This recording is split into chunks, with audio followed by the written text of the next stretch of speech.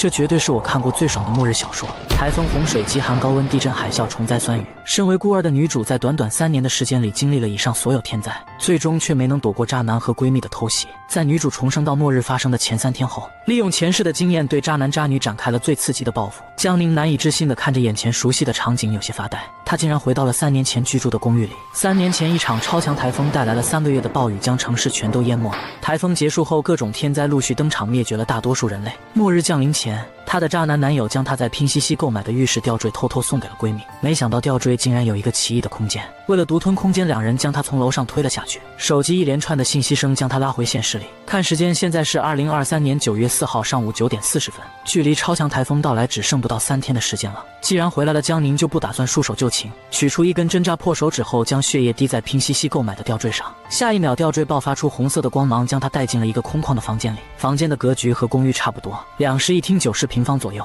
阳台上还有一块10几平方的小土地。客厅的墙面上映射出一个极具科幻感的倒石器。离开空间后，江宁的脑海里就多了一套房间的记忆，只要集中精神，就能实现在房间里存取任何东西的操作。倒计时只有在人进去的时候才会启动，其他时间就是停滞状态。在这个状态下放进去的食物，不管多久，在取出的时候都是刚放进去的状态。有了空间吊坠，江宁有信心度过所有的天灾，并且要找机会狠狠报复那对人渣男女。江宁取出纸笔，网列了所有能想到的物资清单，但是药品就整整写了3张 A4 纸，有些药品甚至药店根本就买不到。江宁想起自己有个从事医药代表的小学同学张超，联系上张超后，借口是客户需要从他那里订购了5万块的药品，要求是今天晚上必须见到货。和张超挂完电话后，江宁租了一辆小型货车，紧跟着到装修公司订购了2扇金库级别的钢门，保证没人能破开。光是安装师傅的费用就高达1万块，把家里钥匙给师傅，让他们现在就去安装。江宁转头就去了对面的玻璃店，订购了最高规格的防爆玻璃，同样是留下地址后让师傅直接去安装。紧跟着江宁开车来到前往市里最大的服装批发市场，防寒军大衣、羽绒服、保暖衣、围巾、手套、羊毛袜子、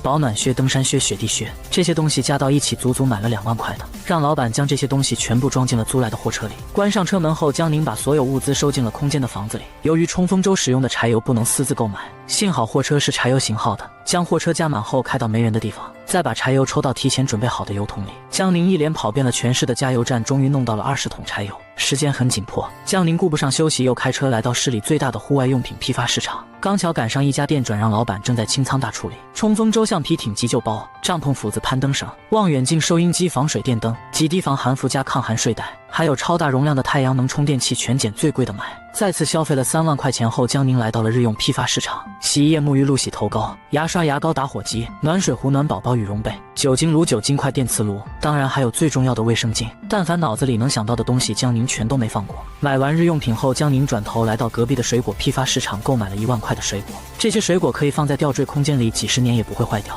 做完这一切，天已经黑了。看着手机上张超的留言，江宁开车朝着张超公司赶去。半个小时后，看着眼前足足20多箱的药品，江宁开心坏了。这可是末日里最珍贵的东西。装车走之前，江宁隐晦地提醒张超，台风要来了，多备点物资在家里，也不知道他会不会放在心上。人生中最痛苦的事就是明明你知道末日要来，你却没法拯救其他人。江宁想着，如果真的说出去，自己肯定会被认定为疯子吧。将药品收进空间后，江宁来到大学城，好好吃了一顿烧烤、啤酒、小龙虾。这或许是他最后一次吃大排档了。吃完后，江宁向老板要来了煤炭、煤球、液化气的卖家联系方式。趁着夜色，江宁驱车朝着卖家赶去。木炭要了500斤，煤气罐要了20瓶，煤球比较贵，只要了2000个。等江宁回到小区的时候，已经晚上10点了。进入空间，看着满满当当的物资，江宁感叹花钱真是如流水，仅仅白天一天他就花掉了1半的积蓄。突然眼前一黑，江宁竟然被踢出了空间。他集中注意力想再次进去，却被一层无形的屏障挡住了。江宁顿时满脸不可置信，难道空间把他的物资全贪污了？用意念扫视了空间后，江宁发现客厅的倒计时变成了归零状态。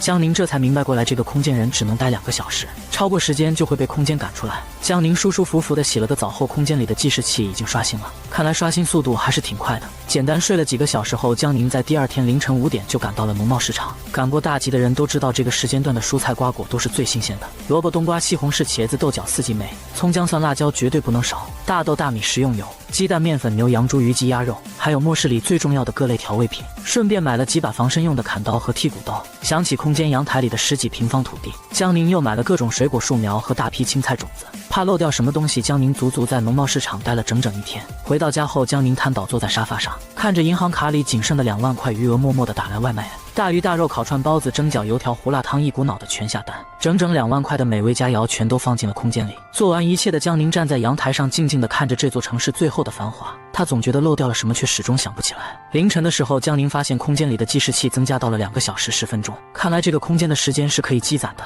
这样一来，江宁欣喜若狂，只要等天灾爆发的时候躲进空间里，他就可以活下来了。第二天，江宁是被装修师傅的电话吵醒的，花了足足半个上午的时间，师傅才终于把防爆门和防爆玻璃安装完毕。送走师傅后，江宁接到了男友杨伟的电话：“阿宁，今天晚上我的生日聚会，你别迟到了。”杨伟住在8楼，江宁住在18楼。如果只听声音，杨伟就像是邻家的阳光大男孩一般温柔，但重活一世的江宁早已看清了他的真实嘴脸。明明喜欢的是苏瑶，却一直叼着把他当做备胎。糊弄过去杨伟后，江宁转头就把他拉黑了。紧跟着，江宁驱车来到了市里的图书馆，避开监控，他把想要的书全都偷偷放进了空间里。江宁想着，如果有一天天灾结束了，那这些书籍可以快速地帮助人类建立新的文明。他不是圣母，但是如果能顺便拯救人类文明，当然更好。将车送回租车公司后，老板退给江宁3000块押金，这3000块钱现在就算是他全部的积蓄了。回去的时候，台风竟然提前刮了起来，呼啸的狂风将街道上的行人吹翻在地，穿裙子的女生顾不得穿帮，死死地抱住路边的电线杆。江宁一遍又一遍地刷新着打车软件，最终加了500块红包，才终于打到一辆黑色越野车。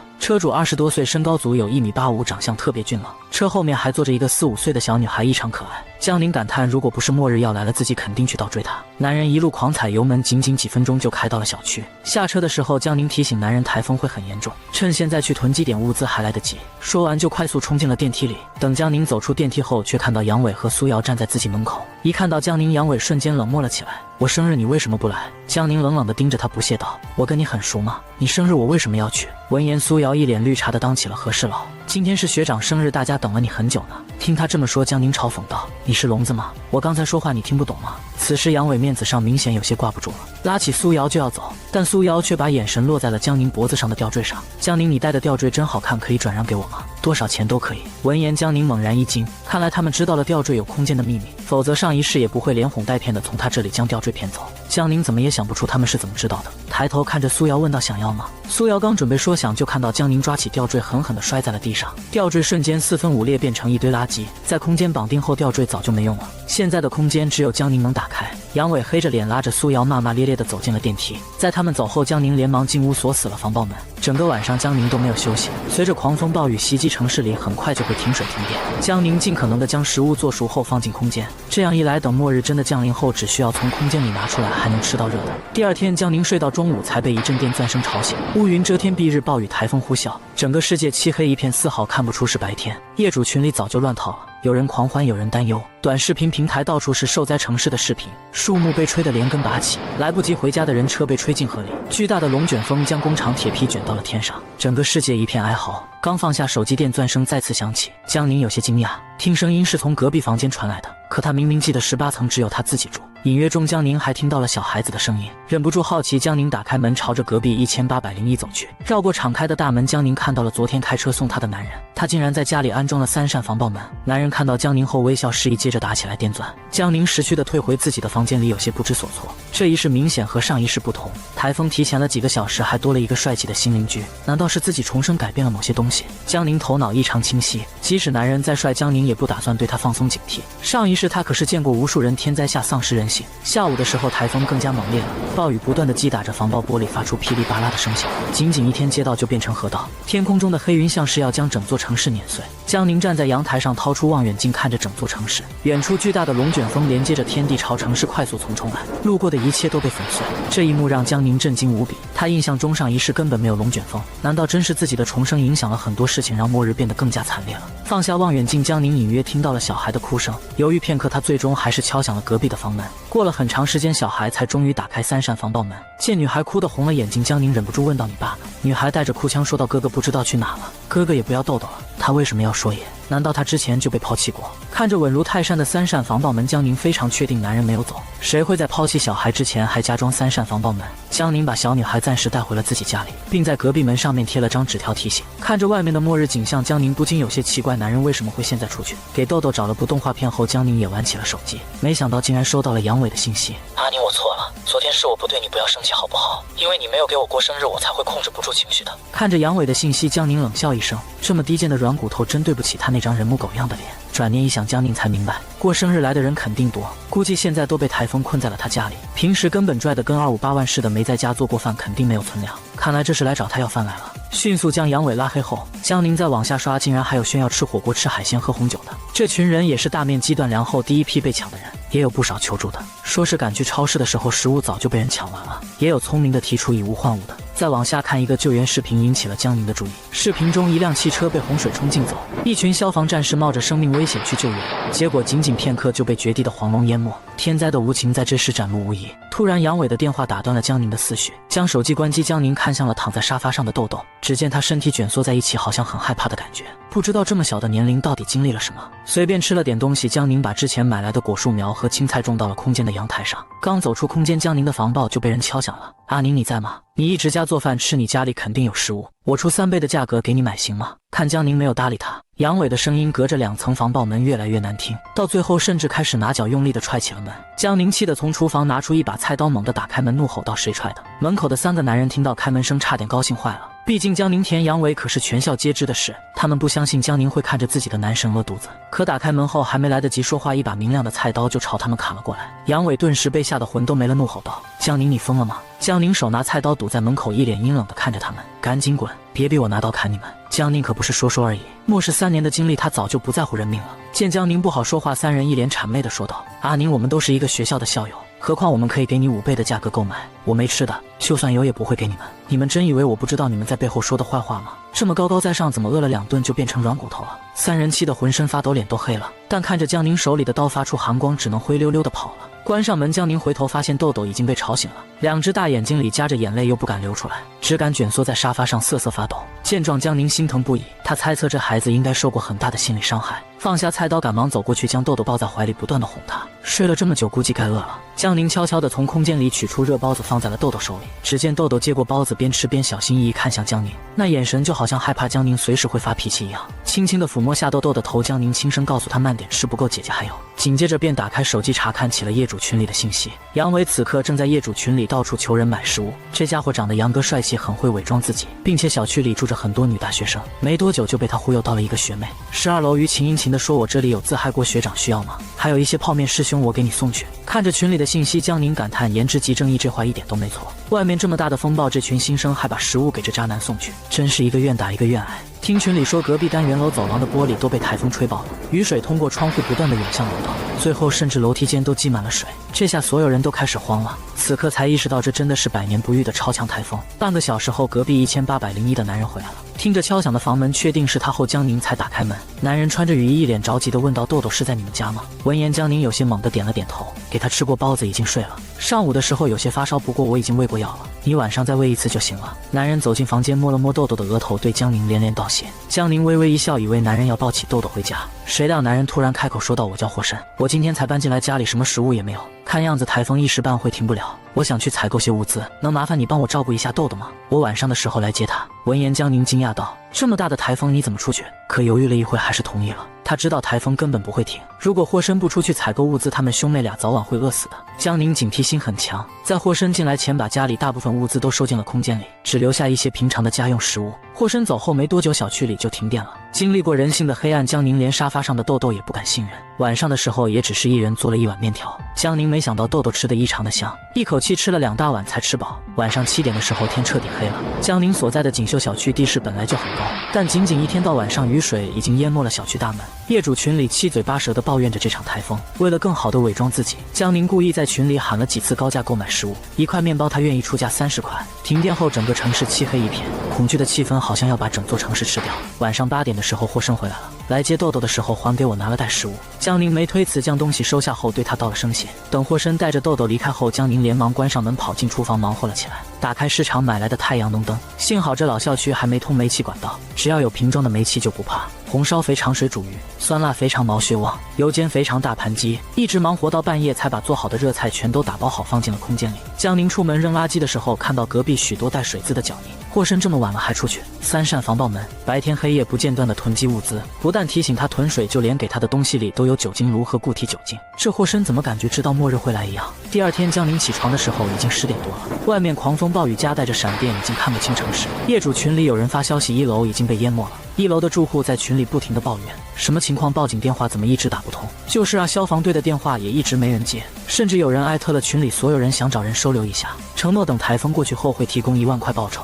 群里顿时鸦雀无声，没人知道台风什么时候会停。俗话说，请神容易送神难，万一住进来后赶不走怎么办？就在这时，有人敲响了江宁的门，江宁连忙透过猫眼看去，竟然是霍申。打开门后，霍申一脸疲倦地说道：“我想把家里这扇换掉的旧门装到楼梯间，可以吗？”闻言，江宁开心的差点笑出来，连忙笨手笨脚地跟着霍申去帮忙。半个小时后，终于把门装好了。等1楼的业主找到18楼的时候，看到上锁的楼梯间，脸都绿了。江宁知道这扇门短时间内可以减少很多麻烦，但等这些人饿疯的时候就不顶用了。接下来几天，江宁不断地把食物加工成美味佳肴，大雨可以带走所有气味。趁着这个机会不做的话，以后肯定没办法开火。简单的吃了点东西，江宁上床睡了个回笼觉。睡醒后就钻进空间里，不停地开荒，增加计时器时间。再次走出空间后，城市已经彻底断水断电了，就连手机网络也是断断续续。1楼被彻底淹了，1楼的业主已经住进了2楼到4楼的过道里。一开始2、3、4楼的业主并没有说什么，但随着时间的推移，很快就有人受不了了。走廊上的垃圾越来越多，并且时不时的有人敲门要求借卫生间。停水后根本就没法冲马桶，这些人肯定不愿意放其他人进来。慢慢的，1楼的业主就开始在楼道里解决，一时间激发了很多矛盾，吵闹声甚至在18楼的楼梯间都能听到，就连业主群里也是骂声一片，丝毫没有半点之前和睦邻里的氛围。这期间，杨伟不停地换着手机给江宁发消息，看来困在他房子里的人还真不少，又或者是之前的学妹清醒过来，不再给他们提供食物了。现在已经是台风登陆的第5天了，官方一直没有发布任何救援信息。气象局发布的信息是台风最多5天就过去了，但看窗外的样子，台风刮的倒是越来越厉害了。江宁站在阳台上用望远镜，竟然看到积水中出现一具尸体。听群里人说是3单元的业主因为没食物就冒险冲了出去，谁知道还没游出小区就被掉落的高压电电死了。就在这时，江宁收到了孤儿院发小郑丽的信息，她也住在这栋楼里，不过是3单元的2楼。阿宁，水已经淹没1楼了，如果淹到2楼的话，可以让我和陆羽借住到你的房子里吗？陆羽是她的男朋友，他们3人加上卖药的张超都是一起在孤儿院长大的，交情不错，偶尔也会聚聚。江宁一直没关机，也就是在等郑丽和陆羽的信息。郑丽，我这里房东的东西占了1间屋子，实在住不下3个人，但是隔壁的1803空着没人住，你可以跟陆羽赶紧搬过来，别被人抢先了。然而郑丽只是回了一句帮我留意着，就没再说话了。看来他还抱着侥幸心理，认为雨水淹不到2楼。江宁一阵无语，也没再说什么，毕竟末日这种事江宁也没办法明着告诉他。不过郑丽是体校的，很能打，在上一世救了江宁很多次，并且还给过他2斤面条，在末世里能把救命的食物送人，可见郑丽的人品是肯定没问题的。如果有机会，江宁是愿意选择郑丽做伙伴的。下午一起清理垃圾的时候，江宁将这件事告诉了霍山，他并没有反对，但告诉江宁楼梯间钥匙只有2把。2天以后，江宁在阳台上看到好几波冒险游出小区的人，看来是已经弹尽粮绝了。暴雨虽然小了一些，但1楼已经被彻底淹没了。郑丽给江宁发信息说准备马上搬到18楼。大约10几分钟后，江宁看到3单元画出一条橡皮艇。江宁故意拿起垃圾准备去2楼接他们2人，却在下到12楼的时候碰到了苏瑶。才1周的时间，苏瑶满脸憔悴，穿着不知是谁的衣服，早已没了当初的女神光环。江宁看都没看她，继续向2楼走去。没想到苏瑶跟在后面一直啰嗦个不停：“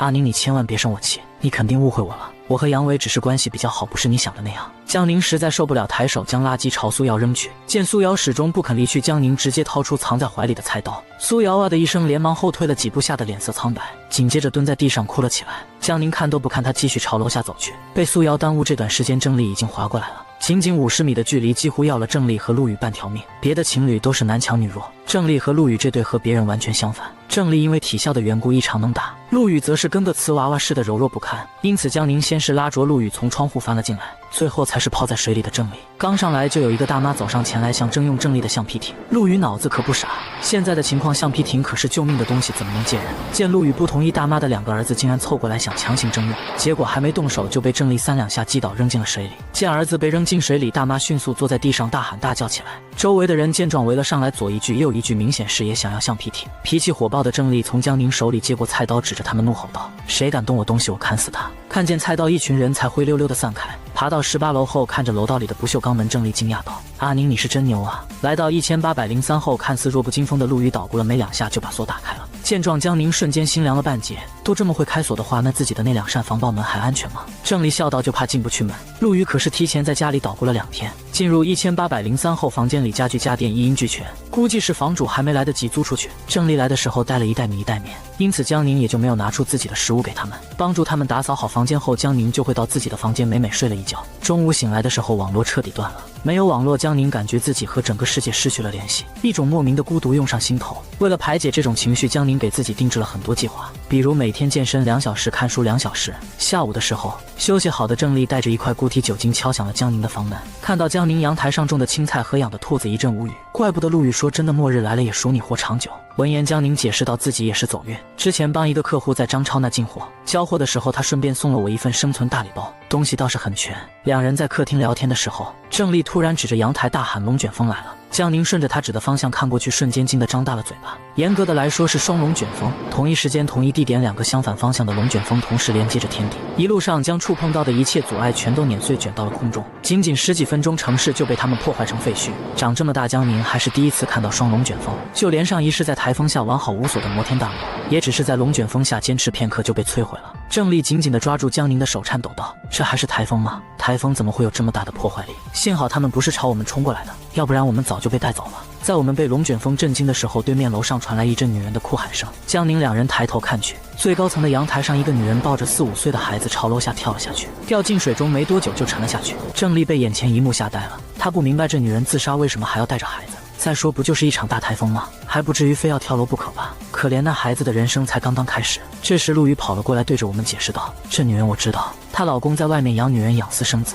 把财产都给了情人后，对女人和孩子不管死活，能把女人逼得带着孩子绝望到跳楼。估计是那男人连那台风都没回家来，可想而知，一个女人带着孩子看着窗外的末日景象，她怎么能不疯掉呢？”实在不忍心再看下去，郑丽和陆羽回到了自己的房间里。为了消除刚才突发事件对自己心理的影响，江宁取出一份土豆牛腩大盘鸡，又找了一部喜剧片改善下心情。第2天中午的时候，豆豆敲响了江宁的门。不知怎么的，这几天豆豆每次都是准时12点来，并且每次进来后都会蹲在2只兔子身边看很久。无意间，江宁看到豆豆身上有很多淤青的地方，听豆豆说是哥哥打的，江宁气得差点没冲到1801去。问清楚后才知道，霍生每天都会教豆豆打拳，因此擦伤淤青什么的避免不了。江宁不理解台风天训练一个小孩打拳还下手这么狠，霍生是为了什么？并且上一世江宁并没有见到过1801有人住，难道霍生知道末日会来，所以才会这么严苛的训练豆豆？尽管有很多疑惑，江宁并没有向豆豆打探太多，只是拿出跌打酒帮豆豆擦了身上的淤青。这几天楼下的吵架声、咒骂声越来越多，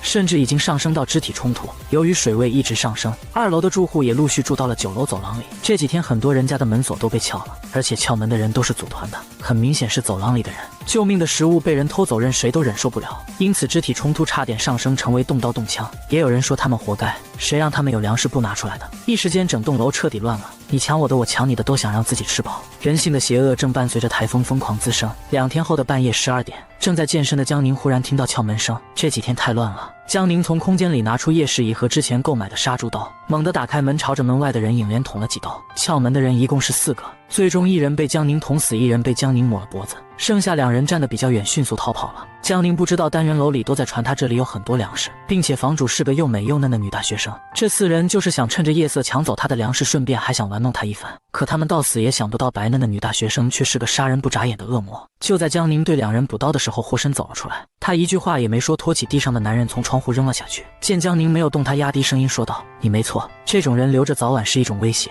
江宁点了点头，同意他的说法。霍生连夜修好了楼梯间的门锁，回到房间后，江宁进入空间里洗了个澡，很快睡了过去。第2天水位又涨了，江宁站在阳台上看着水里漂浮的垃圾和尸体，连吃早餐的胃口都没了。江宁每天都能看到游出去寻找食物的，但从来没见过一个回来的。这几天楼梯口的敲门声越来越多了。中午的时候，郑丽跑了过来，她早上在楼梯间听了很久，昨天晚上有个女孩的门被撬开了，不仅食物被全部抢走，就连女孩也被他们轮着欺负了。闻言，江宁提醒到，我们这层恐怕也不安全了。凌晨的时候，该来的还是来了。被郑丽的砰砰声敲醒，江宁打开门，看到霍生和陆羽都出来了，2人手里还拿着武器。几个撬锁的人怒气冲冲地威胁道：“赶紧把吃的拿出来，否则你们别想活到台风停止。”江宁怒回道：“谁说我们手里有吃的？这不废话吗？把楼梯间装上门不就是心虚吗？我们都快饿死了，你们却关起门吃独食。江宁懒得废话，有本事你们抢啊！江宁知道，虽然撬开门的只有几个人，但暗处藏着的肯定很多。今天不狠下手杀死几个，以后只会上来的更多。见江宁几人不拿出食物，楼下的几人挥舞着水果刀就冲了上来。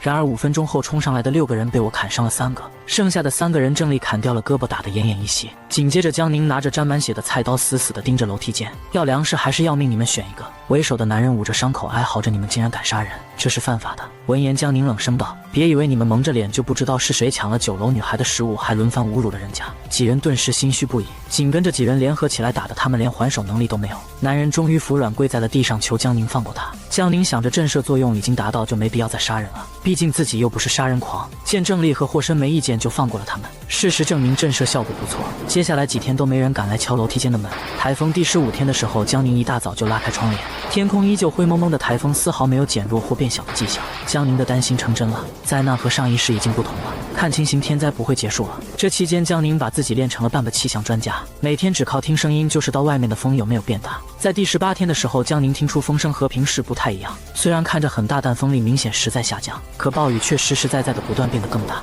雨水已经淹没3楼了，楼道走廊里的矛盾还在持续上升。就在这时，一阵轰鸣的马达声响起，冲锋舟上站着穿红色救生衣的救援部队，整整18天和外界失去联系，在这一刻终于看到了希望。看到救援队的那一刻，所有的人都激动地哭了。官方果然没有放弃我们。紧接着喇叭声响放弃，大家不要急，我们不会放过任何一个需要互救助的人，一栋栋来，先转移老人和孩子。由于救援队这次主要的救援对象是3楼以下被淹没的业主，但高楼层的却冲上去将救援队团团围住。同志，我们已经没有食物了。是啊，大家都饿了3天了，你们怎么不带食物过来啊？一群人你一言我一语，说的话越来越难听，从最开始的感激慢慢变成抱怨。郑丽想着自己的大米也快吃完了，所以想拉着江宁想到楼下看看情况，如果可以的话，他真想跟他们想去避难所住，在这里每天衣服都晾不干，他都捂出妇科病了。江宁一句话打破了郑丽的幻想，锦绣小区地理位置这么高，都被淹到3楼了，其他地区受灾情况只会更加严重，水位这么高，能吃的食物早就泡在水里了。官方估计也只能征用大型写字楼当避难所，这么多人都挤在避难所里，吃喝拉撒都是很大的问题。江宁记得前世很多人都搬去了避难所，但是没几天就回来了。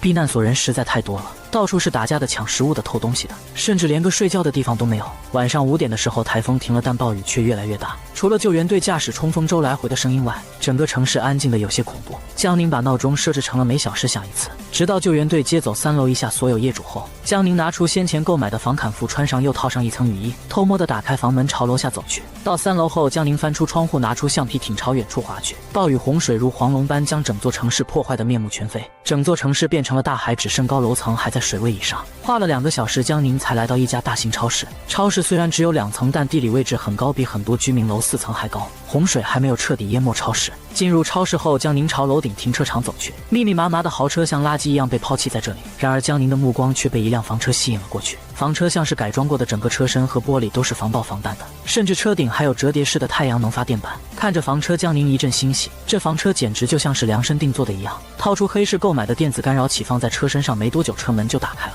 查看一番后，江宁就把房车收进了空间里。紧接着，江宁拿出手工具和油桶，将其他车辆的汽油、柴油全部抽出放进空间。这在末世里可是有钱也买不到的物资。来到服装区的时候，江宁又顺手收了一些衣服。紧跟着是促销区，瓜子、薯片、沐浴露、纸巾、汽水、方便面应有尽有。再往前走是日化区，各种大牌的护肤品、化妆品、眼霜、面膜、精华液，看得江宁眼花缭乱。日化区左边是烟酒区，数不尽的红酒、白酒、鸡尾酒、啤酒、香烟，这些在末世里可全都是堪比食物的硬通货。要不是空间有限制，江宁的购物欲真想将整个超市的物资全收进去。在空间几乎收满物资的时候，江宁惊讶地发现超市里还有其他人，她连忙小心翼翼地躲到货架后面。她毕竟是个女孩，况且也不知道对方有几个人，万一再被发现空间的秘密，那她就彻底完蛋了。从空间里拿出潜水装置，江宁悄悄地潜入水底，朝消防通道游去，然后绕过2楼，来到之前楼顶的停车场。临走前看着这些豪车，江宁的心在滴血，长这么大也没坐过这么好的气。然而再过不久，这些豪车都将被洪水淹没，真是可惜啊。回去的时候水位又上涨了很多。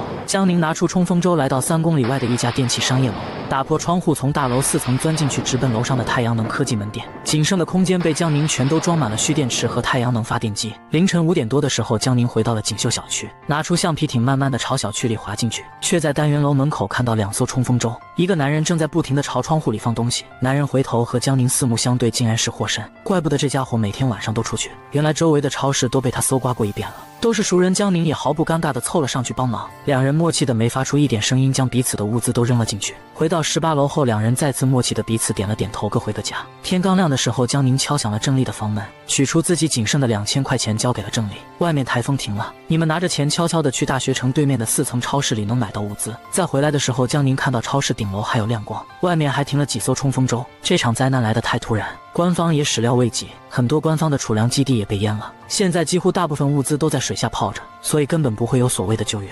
江宁清晰地记得上一世这家超市就被官方征收，成为了为数不多的物资售卖场所。但是台风来得很突然，大部分人都没有现金，最终饥饿战胜了理智，他们只能冲进超市抢夺物资。警察虽然有枪，但是根本不敢朝市民射击，毕竟他们不是没有钱，只是没办法取出来而已。听江宁说有超市开门，郑丽还有些不相信，但尝试一下总比坐吃山空要好。他想带着江宁一起去，却被江宁找理由拒绝了。江宁告诉他，把钱全部买成物资，回来的时候分他一部分就行了。送走郑丽后，江宁顾不上睡觉，连忙进入空间，将昨晚收进来的物资包装盒拆掉。折腾很久，终于又整理出几十立方的空间。他不知道自己能活多久，但这些物资应该足够他吃个几十年了。上午9点多的时候，楼下热闹了起来，因为台风彻底停止。虽然暴雨越来越大，但是少了台风的威胁，很多人想尽办法出门寻找物资，有抱着水盆的，有套着游泳圈的，甚至还有抱着木板的。江宁站在阳台上，大概半个小时后，郑丽和陆羽带着买来的物资回来了。江宁刚准备下楼去接，突然隔壁单元几个男人跳进水里朝他们游去。见状，江宁迅速掏出刀准备去救他们。就在这时，霍申也走了出来，对着江宁说道：“我和你一起去吧。”来到4楼的时候，一群人正幸灾乐祸地看着郑丽被抢。人性就是这样，他们饿着当然也不愿意看到别人吃饱。江宁、霍申两人拿着2把刀，将一左一右的窗户边的人全都赶走。有年龄大的想上前倚老卖老，要求他们把物资分享给所有人，结果刚上前一步就被江宁拿刀指着骂了回来。18楼真敢杀人的恶名，全楼的人已经见识过了。现在他们都认为18楼是全员恶人，甚至在救援队来的时候，这些人悄悄地告诉救援队他们砍人的事。谁料救援队说自己只负责救援，不负责抓捕罪犯，让他们等洪水退了以后去警局报警。就这样，江宁持刀死死地盯着楼道里的人。霍申帮助郑丽他们搬运物资，2袋面粉、1袋大米、1大包面条，还有一些下饭酱。为了这些东西，郑丽和陆羽的胳膊都被砍了好几道伤口。有人想花钱租橡皮艇出去寻找物资，被4人果断拒绝了。这东西租出去就别想再收回来。4人扛起所有的东西，面色凶狠地朝18楼走去。身后传来嘈杂的骂声，怒斥18楼的这4人冷血没有人性。回到房间后，江宁拿出碘伏为2人包扎好了伤口。郑丽以为这栋楼里已经够乱了，谁知道外面的人根本不讲一丝人性，看到你有食物就拿着刀冲过来争抢。这一趟出去，他们才知道末日里人性的疯狂。超市被一抢而空，治安的人拿出枪都没能制止抢劫超市的人。2人也没付钱，抱起这些物资就跑出了超市。如果不是有橡皮艇，2人恐怕就真的回不来了。4人聊天的时候，楼梯间的门被敲响了，乌泱泱的几十人挤满了17楼过道。见状，4人拿起武器，一脸杀气地看着对方几十人，毫不退却。这时人群中走出一个男人：“你好，我叫贺安，是邻居们推举出来的临时楼长，我们想和你们合作一下，组团出去寻找物资。官方现在都没有救援，你们每次出去1、2个人也很危险，不是吗？既然你们有船，我们有人，我们可以合作呀。”江宁沉默了一会，转头看了看霍申和郑丽，小声说道：“他们人多，真打起来我们肯定吃亏。我觉得不如咱们把橡皮艇借给他们，让他们出去找船，等他们找到其他的橡皮艇或者冲锋舟，就不会只盯着我们了。何况就算他们不还我和霍申还有橡皮艇和冲锋舟呢？”见2人没意见，江宁走上前对贺安说道：“合作就算了，我们信不过你们，不过看在都是邻居的份上，我们可以把橡皮艇借给你们1天。还有，我提醒你们，先不要去找物资，应该先找更多的船。”贺安知道18楼这4大恶人的凶名，本来也没指望真的谈成合作，现在能接到橡皮艇已经很满足了。拿到橡皮艇后，贺安连忙对江宁道谢。在贺安临走前，江宁冷声提醒道：“贺楼长，橡皮艇是你借的，如果出来问题，我只找你。我记得你住1303，家里有老婆孩子和一个腿脚不利索的老母亲，对不对？”闻言，贺安脸色瞬间变得煞白，连忙对江宁说道：“你放心，一定不会出问题的。这么一艘小船能找回的物资，几十家住户根本没办法分配，到时候这群人肯定少不了窝里斗。”郑丽和陆羽将带回的物资分别送给了霍申和江宁1份，几人算是真正结盟了。但是江宁说自己吃的少，家里东西还够吃，死活都没有。这时霍申问江宁知不知道哪里能找到煤气罐。江宁空间里有，不过肯定不能暴露在其他人面前。不过他倒是想起小区里门口原来有几家小吃店，他们肯定有煤气罐，不过现在应该在水下泡着，我们可以想办法弄上来。留下郑丽带着豆豆看家，其余3人趁着其他人都去抢食物，他们则是去打捞煤气罐。霍申的冲锋舟马达声一响，又是引来其他楼里业主的一阵眼红。来到小吃店的位置后，江宁拿出潜水装置，由霍申下去打捞。霍申下去后，陆羽和江宁2人拿出武器，警惕地看着四周，生怕有人放黑枪。突然，陆羽指着不远处，惊讶道：“江宁，你看那是什么？”拿出望远镜，江宁才看到几具浮尸正向他们漂浮过来。一开始看着还有些反胃恶心，不过看过了也就没感觉了。4分钟后，霍申还没上来，江宁有些担心，拉了拉绑在霍申腰上的绳子。就在这时，霍申哗啦一下钻出水面，几个店都被别人抢先搬空了。闻言，陆羽懵了，小吃店第2天就被淹了，谁下手这么快啊？既然这里没有，那我们不如去液化气站碰碰运气。闻言，江宁拿出手机，打开提前下载好的离线地图，找到了液化气站的位置。停电10几天，现在也只有他能使用手机了。搞清楚位置后，3人驾驶着冲锋舟朝7公里外的郊区液化气站驶去。一路上，郊区的平房全都被洪水淹没，显得特别空旷，整个世界变成了一座汪洋大海。中途遇到救援队正在救助受困的灾民，想要征用冲锋舟，3人没理会，在众人的目光中呼啸而过。到达手机上定位的地方后，霍申再次潜了下去。2分钟后，霍申爬出水面说找到了，但是液化气站有卷帘门和推拉门挡着，在水里不容易撬开。看着江宁从包里拿出卡钳，陆羽一阵无语，为什么这2人什么装备都有？江宁从霍申包里拿出潜水面罩和绳子，也跟着潜了下去。等江宁潜到水下的时候，霍申正在用力地往上掀开卷帘门，但洪水的阻力太大了，霍申尝试了几次都没成功。江宁连忙游过去，2人同时发力，总算将卷帘门掀开，露出了后面的推拉铁门。